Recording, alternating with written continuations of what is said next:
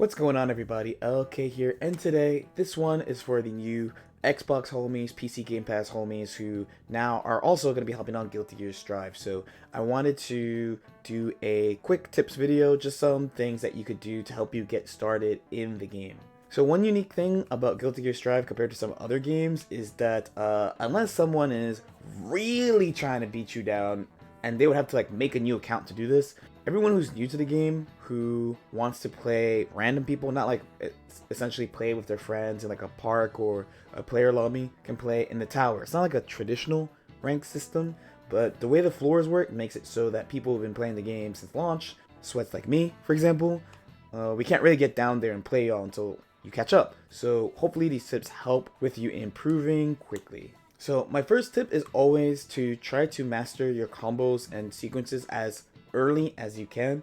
This one sounds pretty obvious, but I mainly list this because since a lot of characters in this game get combos of a lot of stuff, just being able to do combos makes you scarier immediately. It makes your hits matter a lot, and it makes it so that whoever you're playing, they're either going to lose really quickly or they're going to have to adapt because they know that if you hit them, you'll make it hurt. And a wise man once told me the damage in Guilty Gear Strive was a little bit too high. So tip number 2 would be about the dash button. So this game is the first Guilty Gear game that was released on consoles first and didn't have an arcade release first. So there's not technically an official button layout, right? So myself, for example, I use the classic Guilty Gear layout. I use an arcade stick. So from a pad perspective, my buttons might look a little weird, but the most important one is the dash button. In most fighting games, you have to double tap forward or double tap back to do a dash or back dash. But in Guilty Gear Strive, you can tap dash or tap back dash, and it's all on one button. This gives you access to movement that you might not be able to do without practice. So for example, the instant air dash. So if you're practiced in this genre, you could do it manually with whatever input you would use normally. Mine's is very cursed. But in this game, you can just jump and do a button, and it does the same thing. It also is a pretty helpful strategy to use when you're approaching certain characters. So you would dash and then block, something like this. It's especially helpful against characters who have long pokes, because usually the bigger the poke, the more disadvantageous it is. So it might be scary to try to fight moves like this with a button, where you'll just lose all the time. But if you use dash block, you can approach safely until you get close enough to counterattack. Which leads me to my third tip, actually, in that where the dash button is extremely strong for like approaching and movement, there's one crutch that I noticed since the game came out originally, and it's the backdash. So the backdash is good, of course, for defense, as a little bit of invincibility that varies by character, but it's nowhere near as much as classic Guilty Gear titles, so it's way easier to get hit out of. So a lot of people use this as a panic button escape. I have gone as far as saying that people who don't know how to fight characters hit backdash more. So if you notice that you are getting hit a lot out of your backdashes, then try not to use it too much and try to find another solution to escape. So this is a pretty common example that comes up. So since I'm on Faust already, so for example, this is -3 on block and 0 on hit. So while these numbers are not like super important when you're starting, the main thing is that he's disadvantageous when he makes you block, and both of you can move at the same time when you get hit. So when you get hit by this, you might want to just get out of the situation.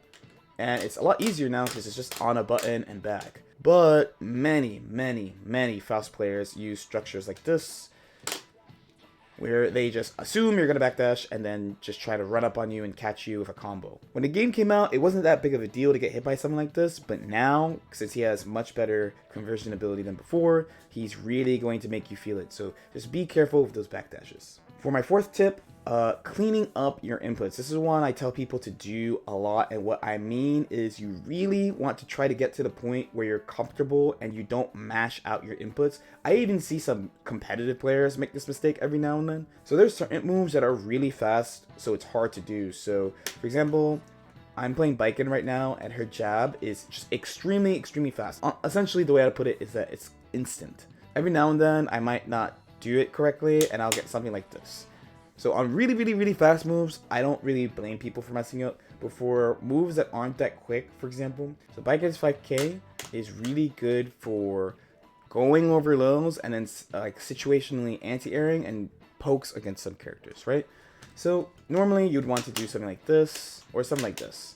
So 5k sweep or 5k 6k. Now what you don't want to do is this. No. And since I have an arcade stick, a fight stick, you can hear my inputs. You don't want to do that. No. We don't want that. We want this. So what I did here is I pressed kick and I pressed my next input just once. And what that does is if I'm closer, then I get my next input in a really nice clean fashion. So why do you want to do this? Well, one, it makes it so that you're not whiffing a lot of attacks. A lot of moves in this game have a long animation, so it could be easier for your opponents to see what you're doing if you're whiffing a lot of attacks. But the other thing is that it also helps you. So I actually have Faust on a recording here where if he makes me block, he does this. But if he doesn't make me block his slash, then he's going to do something else. So let's say that I'm watching him, okay, and he's safe. And then let's say I'm too slow here. He actually has time to see that his second attack, the 2H, did not connect and anti-air me. It just helps leave you less vulnerable and helps you see what's going on for the situation. And then the last thing would be resources and use. So the roaming cancel system is really strong in this game. I'll have a link to a video about roaming canceling in the description below. You get access to this where you have 50 meter and there's multiple versions you can do. So you have, this is the normal red RC, which happens from hit stun. This is the purple RC that happens on whiff. This is the blue RC that happens when your character is in a neutral state. And then there's the defensive yellow RC as well. And then these roaming cancels can also be canceled. So for example, if I did a normal red RC like this, you could also do that. And you do this by pressing a button during the roaming cancel startup. So while these roaming cancels all have various applications, the main thing is that when you get 50 meter, you become really strong. So it's important to learn what your character uses meter for both offense and defense. So for example, Baiken. Offensively, she has this, like I just showed. This is one of her special moves called Yozan-sen. When you do it off the ground, it's an invisible overhead. We call them instant overheads. So it's a really hard to defend situation and she gets a really big combo off it. When you use fast RC too, you get to keep a small amount of the resource, which makes it so once she gets meter, she gets to kind of keep the meter, which is really strong. For comparison's sake,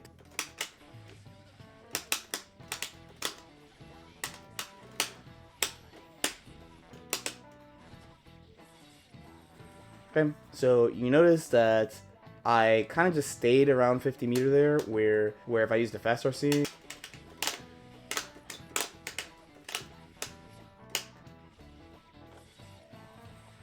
I keep more meter, so this kind of adds up. But then as far as defense, I have a meterless reversal and parry. I could do things like, oh, I thought they were going to jump at me, so I tried to parry, but nothing came, so I spent 50 meter to recover and move away safely.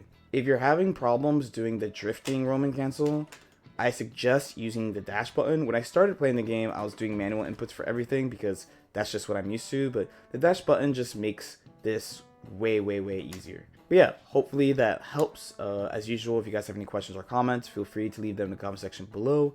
Like and subscribe if you guys feel like it, and I'll see y'all next time. Peace out.